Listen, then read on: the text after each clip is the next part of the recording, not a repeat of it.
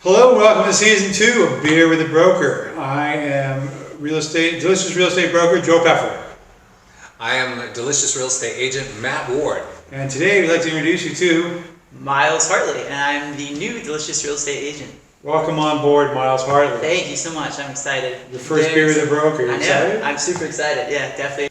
Miles is a new agent and new to Delicious Real Estate, and we're excited to have him on board. Right? We're back! We're back. This is the season 2 premiere. If you missed us, We're back like Bernie Sanders. Beer with the Broker, guys. If you've never seen this show before, we drink beers and we talk about real estate, and then I usually go way off in left field and talk about stuff unrelated to real estate. So, that being said, what beers do we have, Mr. Pepper? well, it is late October, so I thought we'd go with the pumpkin beer theme. So we've got This gets some strong feelings. Like, people feel strongly about pumpkin. Yeah, I don't know how much you remember how I feel about pumpkin beer, but for the most part, I don't like pumpkin beer. Yeah, too mainstream for you. Way too White Claw. But Southern Tier makes a beer called Pumpkin, P-U-M-K-I-N-G. And you can't resist the pun. Oh, you know I love pum. But this is not that. This is the Warlock Imperial Pumpkin Stout. The pumpkin is hard to come by. Sells out as soon as it hits shelves. It's one of the best rated pumpkin beers in the country. This is a Southern Tier. This is out of New York, up by Lake Chautauqua, not too far from Lake Erie, not too far from the Ohio border. And then we're mixing that up with a somewhat local from Millersburg, Ohio, up in Amish country. That's an Imperial Pumpkin Ale. These are both pretty high in alcohol content. We're going to be hammered. Turn up. So it's not really a taste test. They're two different kinds of beer. So we're Did you bring any pickled ginger? What are we supposed to cleanse our palates with? Sorry, man. I don't know how this More works. pumpkin. So we really haven't come to you all of 2019. Been busy selling real estate. I haven't seen you all spring or all summer. So we're back, and we used to do this as a live Facebook event. We're no longer live. We're recording this. We're slightly editing it just to make sure that we get all the crap out. And then we're putting it out there. So, And that allows us to do segments like this.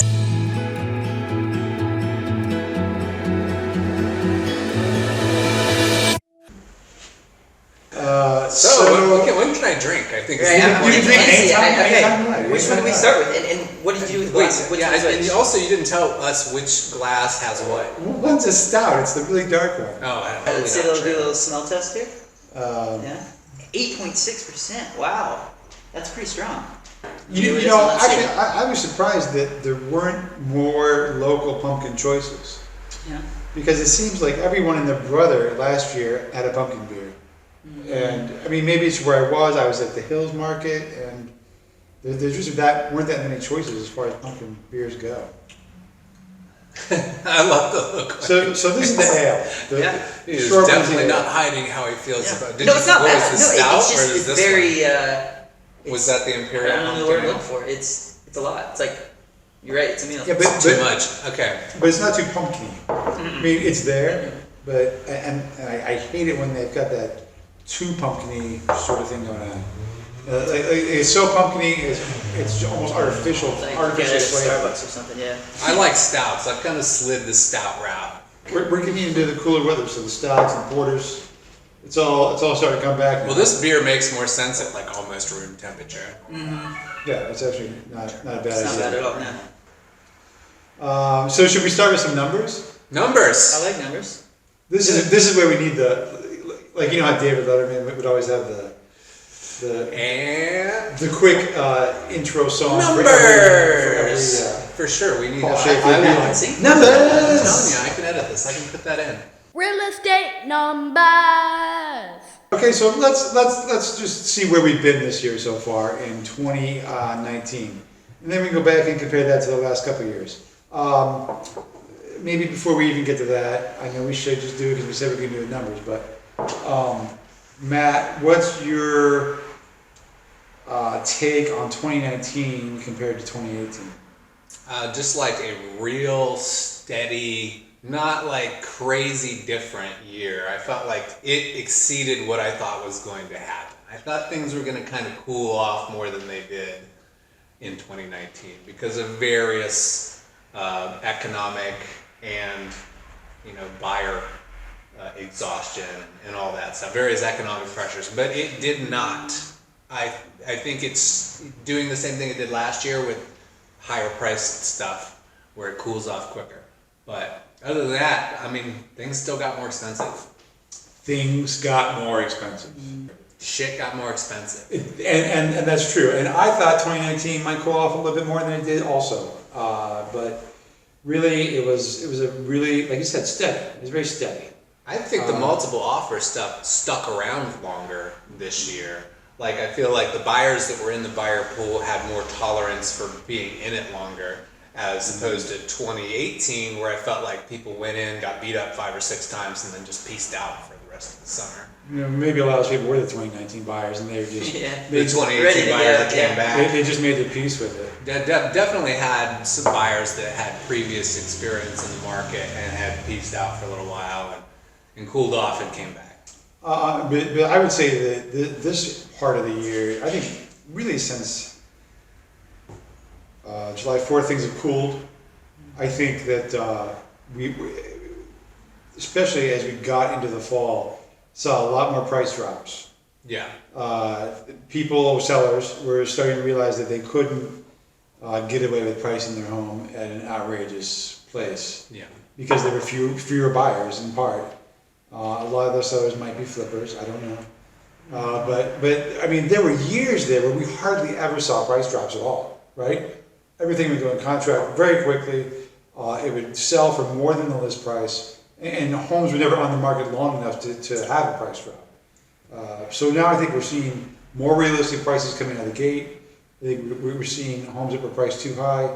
The prices are dropping, and we're not seeing the amount. While I think two things which don't sound like they work, but that's just how the market is. I think is we still don't have enough homes in the market, and yet we have not enough buyers in the market either. I think that we need more buyers to get into the market. The homes are stacking up a little bit, but there's still just not enough. I think maybe we've exhausted a certain price point with buyers, but there's still a glut of buyers in that under $150,000, under $200,000 range. Yeah. That's not going away. First time anytime home soon. buyers, right. Now, first time home buyers, I think in the step up, like second home or saved up a lot before they bought their first home, 300 range. Yeah, I can see what you're saying. But for the most part, yeah, I think that overall there's still more buyers. It's increased more. It's Right, the crowd yeah. draws a crowd. People are like, oh, everybody's buying a house now. Everybody's having kids. Everybody's drinking that damn White Claw. Let's just jump on board because they're doing it too. I And want it's to have my own subconscious. It's gap not like where I you're can gonna, drink my White Claw. it's not like a lot of times when people make a decision, there's a motivating factor to the decision. There's a social benefit from it, like buying a house and they can have parties, they can do this and they can do that. I don't know if that is the element. I think it's more subconscious with real estate where they're just like, somebody said to them, oh man, I'm sick of throwing my money away in rent. And then that seed just gets planted. Right. And even though the market's, at a peak of sorts, they're still like, let's get into the market. Let's buy a house. Right. If they can buy a house, we can buy a house. That might be part of it. There's that phenomena too, right, where you see a house for sale, and then all of a sudden there's like 3 other houses on the street for sale, right? Mm-hmm. That's something that happens more than you would think. Yeah. Because I think people just see other people selling their house. I think a lot of people have been We can thinking do it. about selling their house for a long time, Right. like 2016, 2017, and they've just finally they decided now, okay, I'm going to come to market, and they missed the boat. They just I feel like we've surpassed the peak in that price point. Anything 300 and up, we've surpassed the peak, and people are now getting to the market and thinking they can get Right. springtime 2018 prices Right. in autumn or winter 2019. They're It's not going to gonna be happen. sorely disappointed. I think things will bounce back in the spring price wise and That's just it. buyer wise. What is going to happen to in that the same spring? level though? I mean, do you think it'll I think so. really? But we just don't know. Yeah. Right?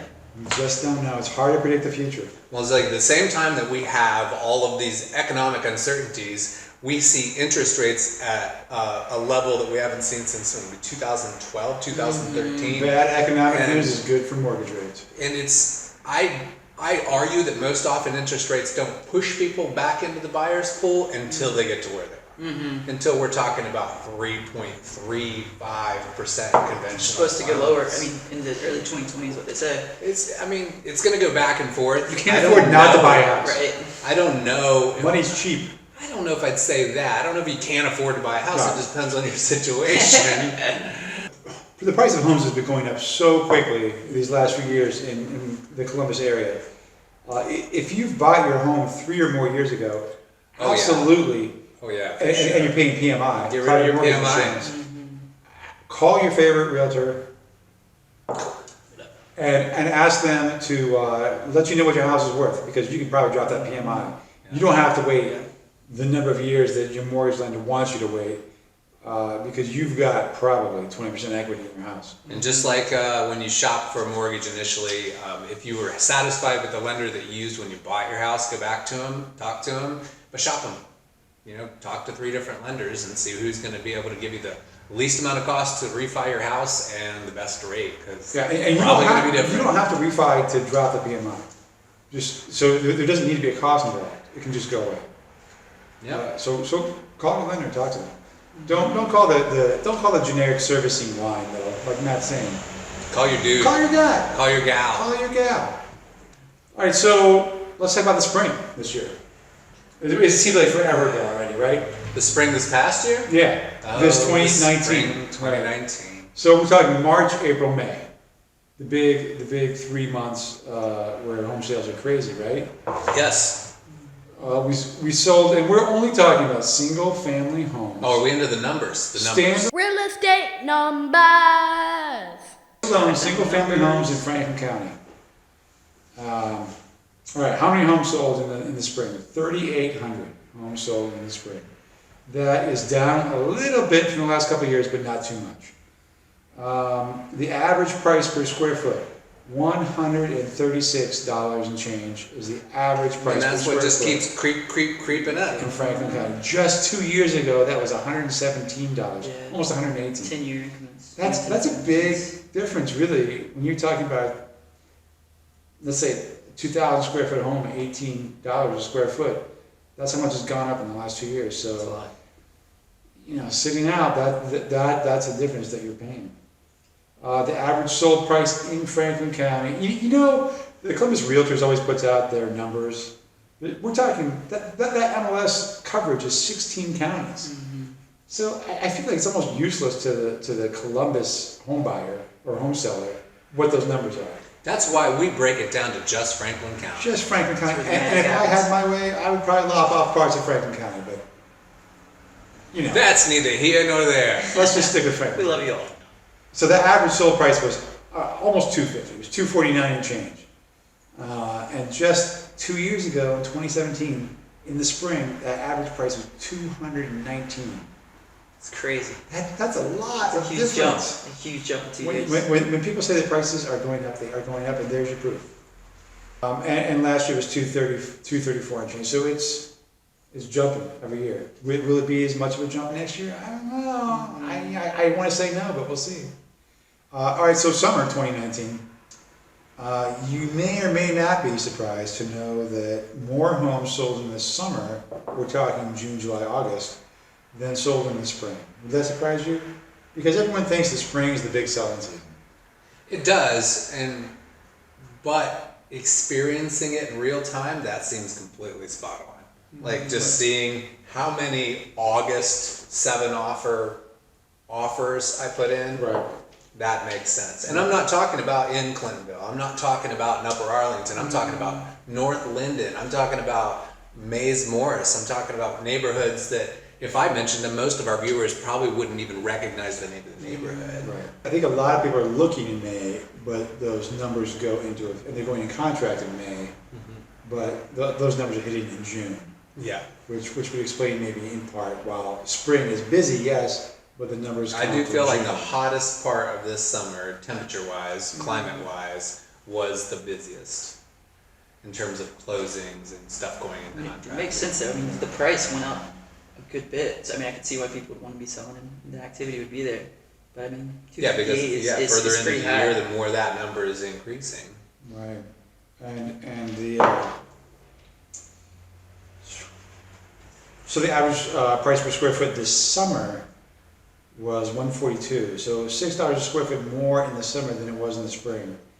And that is another $8 more a square foot than it was the summer before. And it's almost $20 a square foot more than 2 years ago. Yeah. Not gonna lie, I have a buzz. So the average sold price this summer was $258 and change. Don't worry, guys. I Almost told you guys. $259. That's high. Yeah. What you can buy for that $249,000 is starting to level out between the suburbs and the city, would you say? I think that's a good point. And I don't know how to say that better, except that, right, what you can buy for the price is sort of morphing into the same thing between the suburbs and the city, right? Which I feel like is a change in And not the just paradigm Trinity of what Village. makes people buy. In Clintonville, but sort of everywhere. But sometimes Clintonville is more per square foot than it is in Bexley or Upper Arlington. I think there's two factors there. Number one, I feel like what we've been taught as realtors for the longest time, people average live in a home 7 or 8 years, right? Right. I think that's reducing It is, dramatically. yeah. And they're getting into a house. And I've seen it with my clients. They're staying in it for a couple years. Things are changing in the family, or just needs are changing, and they're selling. Have you had a client that moved into a house and you sold that house? I've had 2. Really? Yeah. That bought in 2017 or 2018 and have listed by now. And how lucky are they to have made any money at all? Do you think that buyers now in the fall of 2019 are going to be getting a automatic reduction on the price of their house simply because of the time of year? Yeah, still. I think it's just like the standard keeps raising.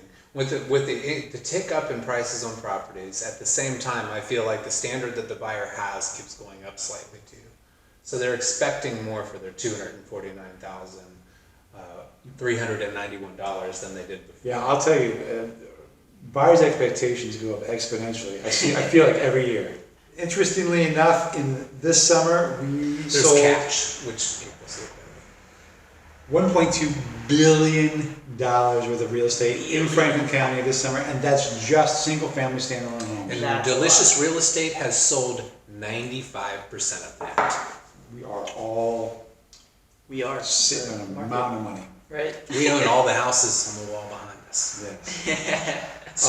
$1.2 billion worth of single-family standalone homes sold in Franklin County. And the average days on market this summer, and this is again all of Franklin County, 19 days on average. And in the spring it was 26. Does that surprise you that it's a week quicker in the summer?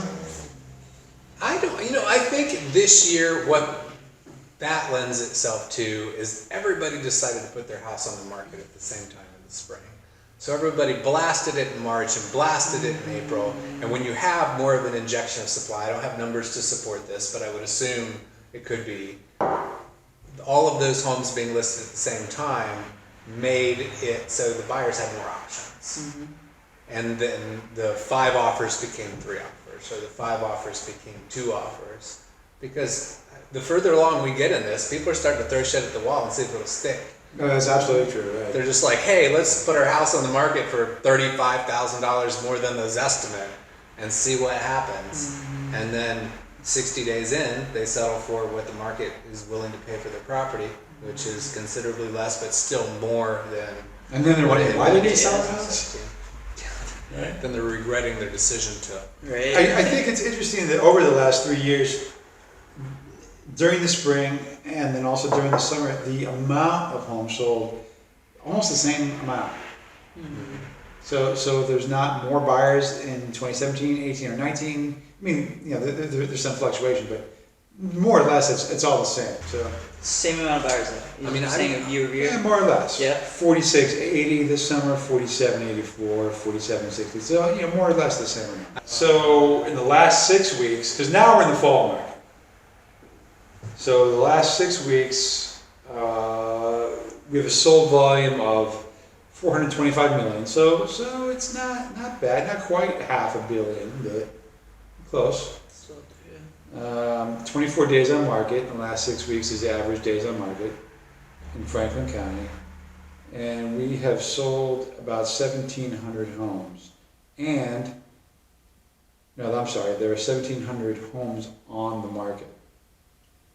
That's not a lot, but I remember there were times in the last couple of years where there were barely 1,000 homes in the market. Wow. So there are definitely more homes in the market. But I'll tell you what, I mean, there's not a lot of new build homes, right? And Well, that number is ticking up, but once again, it's putting pressure on that same dollar property.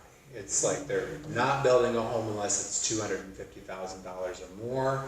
So that brings new inventory in to compete with the existing 2,000 builds, the 90 builds that are trying to list their homes at that time.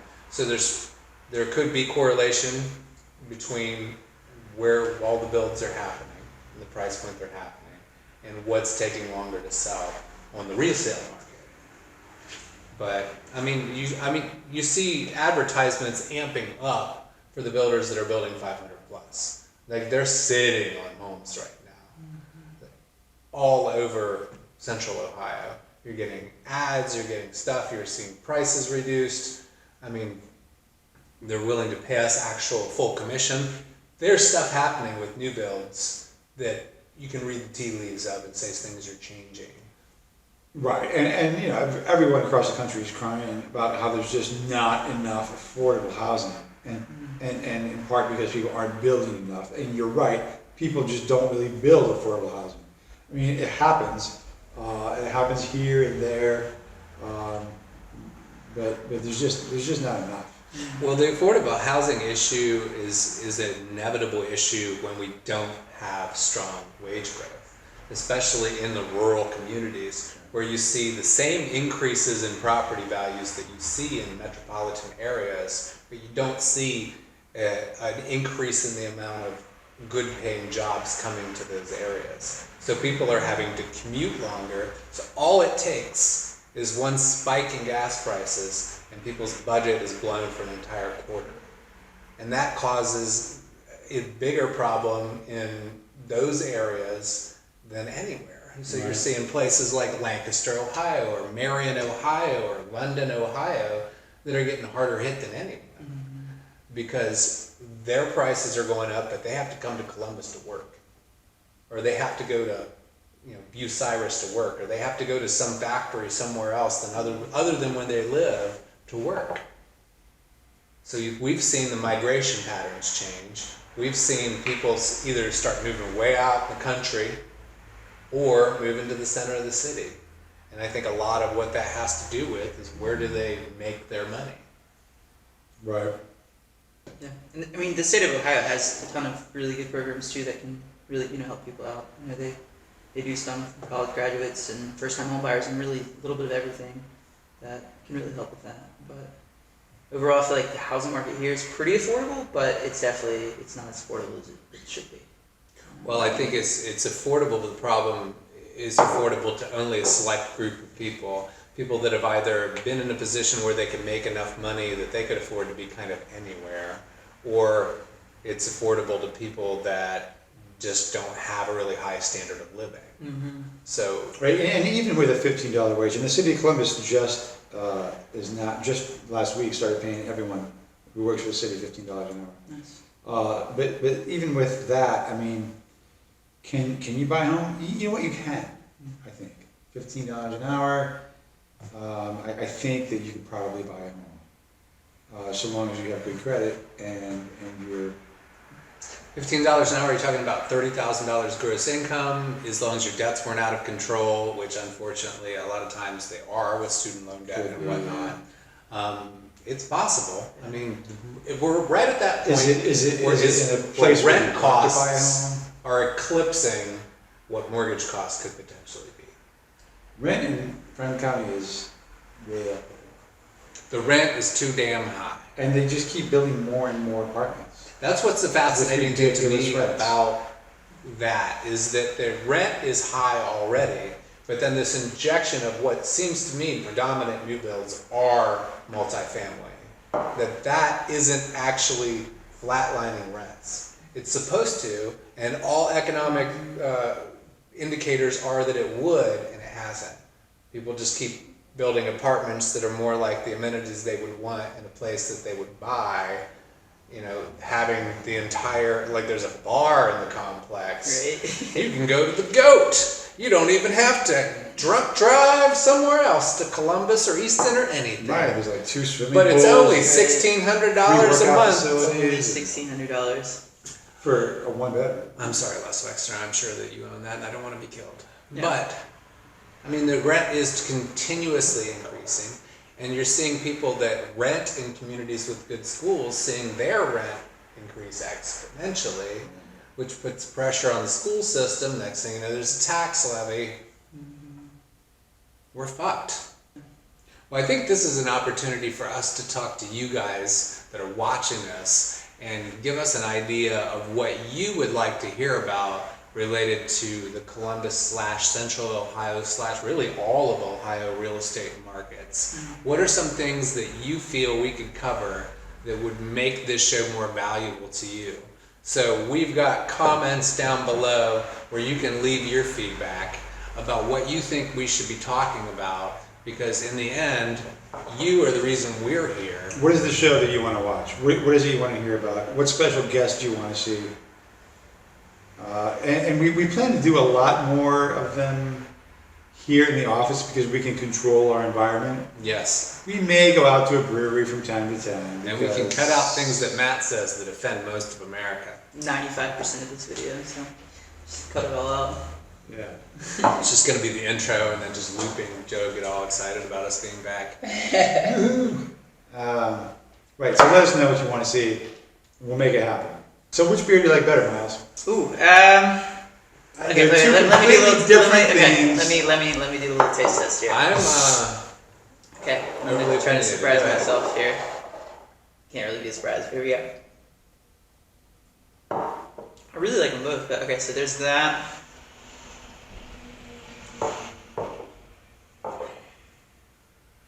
Now we need to remind people what beers we're talking about here. The last one you drank, I think, was the Imperial Pumpkin I think Ale Ale. from Millersburg Brewing in Millersburg, Ohio. And that's the Let's one see. I'm feeling. I feel like Southern Tier Warlock. Millersburg, Ohio sounds like a place where I could meet Kid Rock. you think that's where he needs out? He's all over. Probably, yeah. I bet there's some good cheese there. He's a cowboy. Good Amish cheese. So what do you think? I'm feeling this one, which is The the stout. Southern Tier. yeah, and I don't know, it's just more drinkable. Like it goes down, but it's really filling. So that's one of the things that it definitely fills you up. And you were saying the ale? Yeah, I'm gonna go with the ale. I think that the there's a bit too much like hints of allspice or something in the Old stout. Spice or Allspice? Cinnamon. Absolutely Old Spice. Old Spice. That's They what I just meant. put a little spray in there. it's like- Yeah. Beer, We got so popped out. It's just too much. Like maybe if I was doing it as a shot and then I drank maybe chocolate afterwards or some dumb bullshit. But I like this one. It's like kind of an amber color, but the flavor is. I think I could drink more of this. Really? I feel like this is more drinkable to me. It's more drinkable, but it's also cake liquefied. Yeah, it is pretty thick. I think they're both good examples of their genre, but I don't really like either one of them. Yeah. Perfect. There you have it. It's like pumpkin beer is like nice to have like once or twice a year. I think And we then just it's like, I'm done, experienced you know? what being at Delicious Real Estate is like from a beer perspective. Like, I know what you mean. it's like I'm into this, but I like this, and Joe's like they both suck. that's why I'm at Delicious Real Estate, guys. Oh, you know what we should address? Let's redress. When is the big crash? The economic indicators just aren't there, right? We don't have this. Especially here that in doesn't mean Columbus. that there won't be a correction. There very well could be a correction. I think markets don't like uncertainty. And as we go into this impeachment / presidential election period here over the next year, there's going to be some uncertainty. Yeah. But again, economic uncertainty is good for mortgage rates. So that's good. And Which puts the opposite pressure on, like it puts pressure on people to buy, or they're getting all this other pressure to not buy, right? yeah. And you guys weren't in the market then, but during the last correction, Central Ohio stayed pretty well. I mean, we didn't have anywhere near the collapse that so many other cities had. It was concentrated in certain communities, right? It was concentrated in certain communities, and probably all of them outside of 270. In the communities that had been built. Many of them outside of Franklin County, right? Yeah, in those new build communities where they were just giving houses away. But the main factor that doesn't exist, that existed in 2007 when things started going south, was inventory. People were building constantly, and all new builds for residential and not rental. And everything was so loosey-goosey with mortgages, right? It's not going to crash, is what I'm saying. I'm going to put my money on the line, say it's not going to crash like it crashed before. If it did, it would require some dramatic economic outside influence. Inside the U.S. or outside the A U.S.? domestic Both, war, really.